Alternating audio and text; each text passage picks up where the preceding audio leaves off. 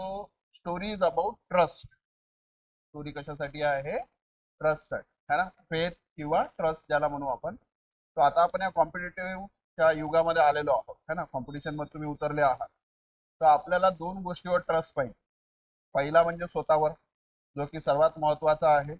आणि दुसरी गोष्ट, जिथं तुम्ही लर्निंग करत आहात, म्हणजे आता ट्युशन लावलेली आहे तुम्ही या ठिकाणी, तो इथल्या टीचरांवर आणि अकॅडमीवर तुमचा काय असायला पाहिजे? ट्रस्ट असायला पाहिजे. ठीक आहे. विश्वास नसेल तो अदरकडे जॉईन केलं तरी चालतं. पहिले टॅली करा, आणि एक वेळा जर आपण ट्रस्ट केलेला आहे तर पूर्णपणे विश्वास ठेवा की इथूनच आपल्याला जे आहे सक्सेस मिळेल. येतं लक्षात? तो अशा ट्रस्टवर एक स्टोरी आहे बघा, तुम्हाला त्यातून समजेल की ट्रस्ट कशाला म्हणतात ना. ठीक आहे. तो लॉंग ॲगो जुनी स्टोरी आहे. एक समजा राज्य असते, त्या ठिकाणी एक नदी आहे सुंदरशी. नदीच्या बाजूला एक कृष्णाचं मंदिर आहे चांगलं, आणि नदीच्या त्या साईडला जसं की असतेच एक जंगल राहते घनदाट. त्या मंदिरामध्ये जे आहे कृष्ण आपलं सॉरी तो जो राजा राहतो, त्याची जी मुलगी आहे, है ना, तो ती जी आहे त्या मंदिराची देखभाल करते. म्हणजे मंदिरामध्ये पूजा करणे, तिथं भोग लावणे, आरती करणे, हे सर्व कामं राजाची कोण करते? मुलगी करते, है ना. तो नित्य नियमाने तिचं हे काम बऱ्याच वर्षापासून सुरू असते. आता एक ठग व्यक्ती राहतो, लुटेरू, है ना. त्याला माहित पडते की अशा अशा ठिकाणी एक राजाची मुलगी जी आहे ती एकटीच राहते, सोबत कोणीच राहत नाही, आणि ती दिवसभर त्या ठिकाणी काय करते? पूजा अर्चना बाकीचे कार्यक्रम समजा चालू असतात. तो हा ठरवतो की हिला ठगायचं. बट आता शेवटी राजाची पुत्री आहे, है ना, काही ना काही तर प्रोटेक्शन असेलच. म्हणजे मी जर डायरेक्टली हे करायला गेलो, अटॅक करायला गेलो किंवा समथिंग करायला गेलो तर प्रॉब्लेमॅटिक होऊ शकते. तर मग रावणासारखं डोकं लावते तो सुद्धा, साधूचं वेषांतरण करते. कशाचं वेषांतरण करते? साधूचं. आणि तो जातो तिच्याकडे, आणि बाहेरून मंदिराच्या कोणी पाणी देईल का, है ना. तो तिचं नाव मीरा. मीरा पाणी घेऊन येते बाहेर, आणि ऑफर करते की घ्या बा पाणी. मग आपले तुम्हाला माहित आहे, महाराज तू खूप छान आहे बाई, है ना, तुझ्या पायीच तुझ्या घरी लक्ष्मी आहे, वाला त्याचा कार्यक्रम सुरू होऊन जातो सर्व, है ना. तू कृष्णाची खूप पूजा करतेस, बट तुला माहित आहे की तुला अजूनही कृष्ण मिळालेला नाहीये. तुला माहित आहे याचं कारण काय आहे? तुला कृष्ण न भेटण्याचं कारण? तो कारण आहे की तुझ्या जीवनात गुरु नाही. काय सांगतो? तुझ्या जीवनात काय नाहीये? गुरु नाहीये. तर जर तुझ्या जीवनात गुरु असते तर तुला कृष्ण कधीचेच मिळाले असते, है ना.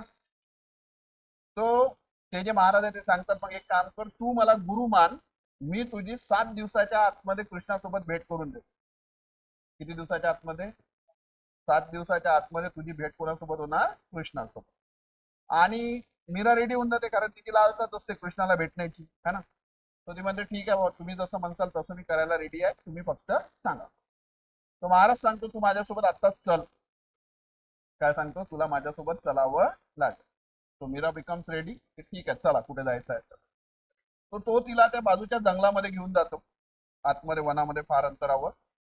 आणि तिकडे दूरवर गेल्यावर दोघे जण थांबतात, आणि हा आपला गमछा काढतो, दुपट्टा खाली ठेवतो, आणि मीराला सांगतो की जर कृष्णाला भेटायचं असेल तर तुला मोहमायेपासून दूर व्हावं लागेल.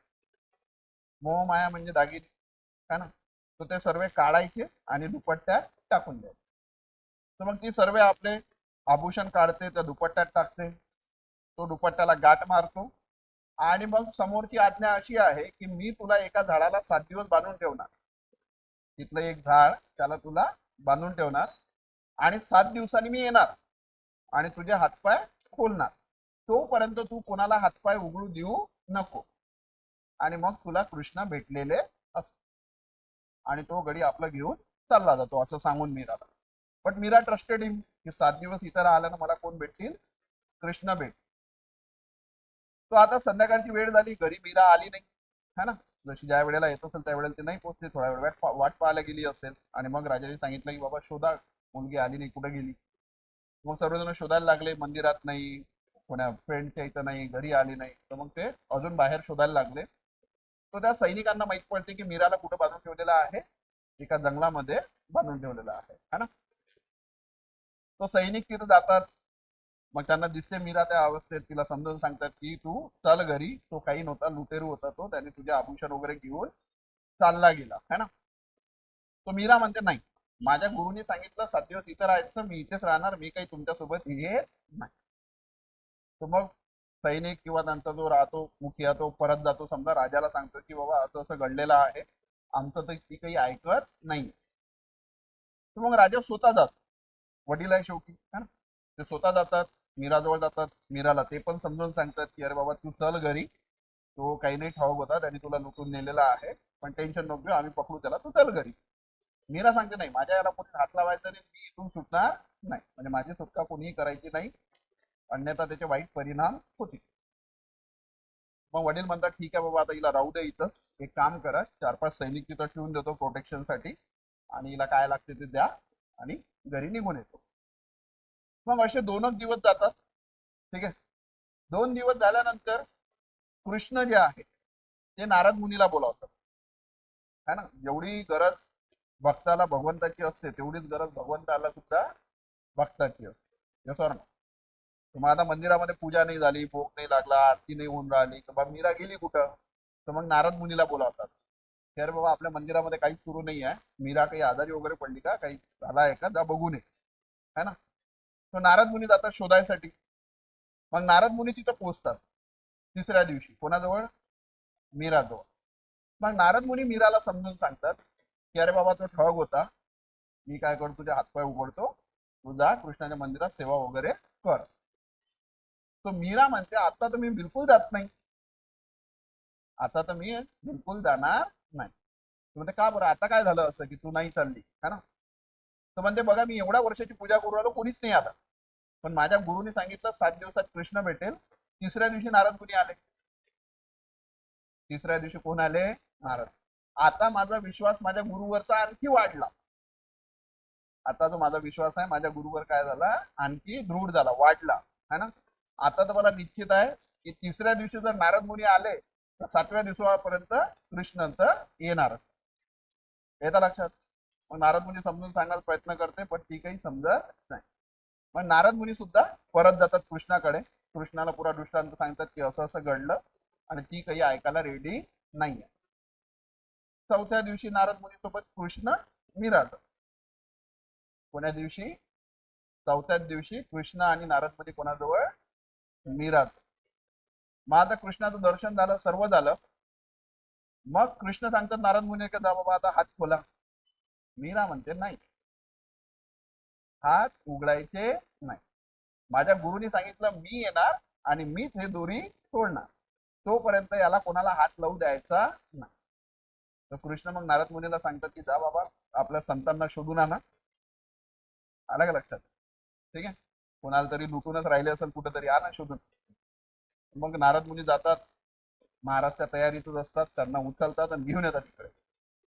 तर तो व्यक्ती घाबरलेला आहे एकदम, कृष्ण आहे, नारद मुनी आहे ना, हे काय सुरू आहे प्रकार, त्याला तर कधी अपेक्षाही नव्हती या गोष्टीची है ना. तर तो घाबरलेला आहे, आणि कृष्ण सांगतात की घाबरू नका बाबा, जा हातपाय उघडा तिच्या है ना, ती काही हात नाही लावू देत आहे कोणाला. तर ते हातपाय उघडल्या जातात. आता मीरा समोर प्रश्न आहे, मीरा समोर कृष्ण आहे आणि गुरु आहे. तर मीरा समोर प्रश्न आहे की सर्वात पहिले चरण कोणाचे सर, गुरु. गुरु विना मार्ग नाही, येतं लक्षात. आता तिने अशा व्यक्तीवर ट्रस्ट केला ज्याला सर्वजण काय म्हणत होते, ठक ठक. पण तिचा काय होता, दृढ विश्वास होता त्या गुरुवर की इथूनच मला काय सापडेल, मार्गचा. समजायला काय म्हणायचं आहे, म्हणजे तो तुमचा निश्चय पाहिजे. जर मी तुम्हाला काल परवा म्हटलं की 6 महिन्यात होऊ शकते, तर 6 महिन्यात होऊ शकते. मग एवढं करावं लागेल तर तेवढं करावं लागेल. जो फॉलो करेल त्याला त्याचे रिझल्ट मिळेल. So trust your self and trust on the academy or teachers, ज्यांच्याकडून तुम्ही शिकत आहात त्यांच्यावर तुम्हाला ट्रस्ट ठेवणं काय आहे, गरजेचं आहे. ट्रस्ट ठेवसाल तर तशा सर्व गोष्टी तुम्हाला प्रोव्हाइड होतील. ओके.